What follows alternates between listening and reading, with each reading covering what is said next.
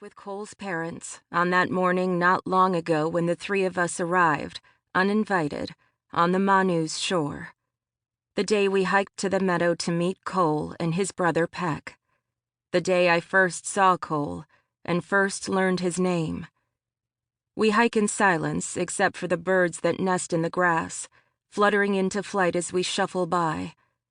When we are well away from camp, the rising ground levels off, the north wind blows hard against our faces, and the tall grass mixes with wildflowers. We've reached the meadow, and Kol is everywhere.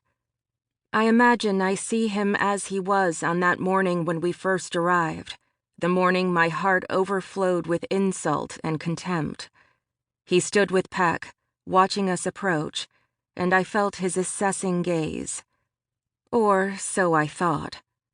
That day, I saw Kol and his whole clan as enemies, enemies of my heart and of my mind.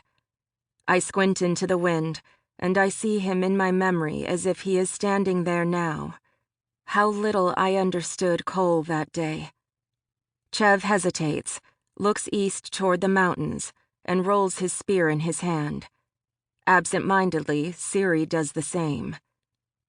"Stay alert," Chev says. But we were all here that day. We all saw the cat I killed, and we all remember the danger. We turn, following a faint track where feet have crossed into the hills.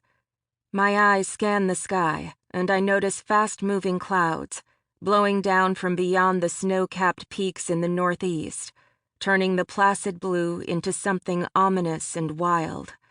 I drop my eyes, not wanting to think what kind of sign these clouds might be. Instead, I watch our shadows move over the flowers under our feet, purple, blue, and white, and search their blooms for honeybees. By the time we reach the gravel path that winds up into the foothills, I haven't seen a single one.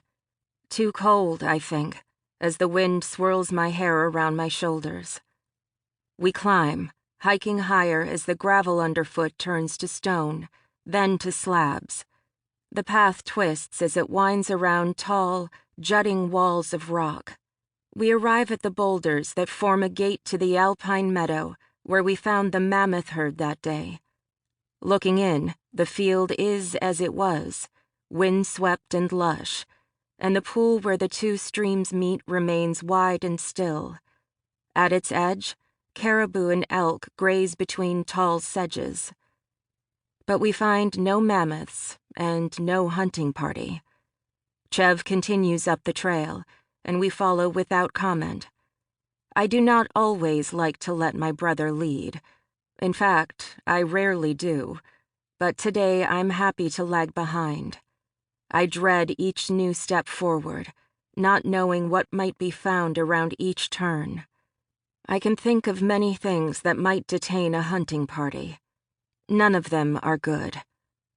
We climb higher for a while, but then the path turns down, descending to a pass into a narrow canyon, a canyon surrounded on all sides by tall crags of steeply rising rock. The walls soar so high, and the sun in the west sits so low, a blanket of shadow covers the canyon floor. Standing above on the sunlit pass, looking down into the walled canyon, it takes a moment for my eyes to adjust to the contrast. Slowly, shapes separate from shadows, and I recognize what I see. Inside the canyon, their backs to the towers of stone, stand the members of the hunting party. Aram, Peck, Kol. And between the three of them and us, blocking their escape to the pass, stands a herd of mammoths.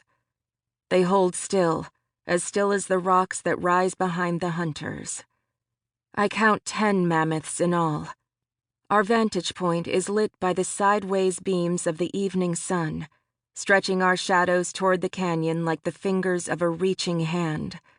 A hand reaching through the pass that forms the only route of retreat, the only way of escape. The mammoths are all attentive, all threatening, all waiting expectantly for the quick move, the sudden sound, the provocation that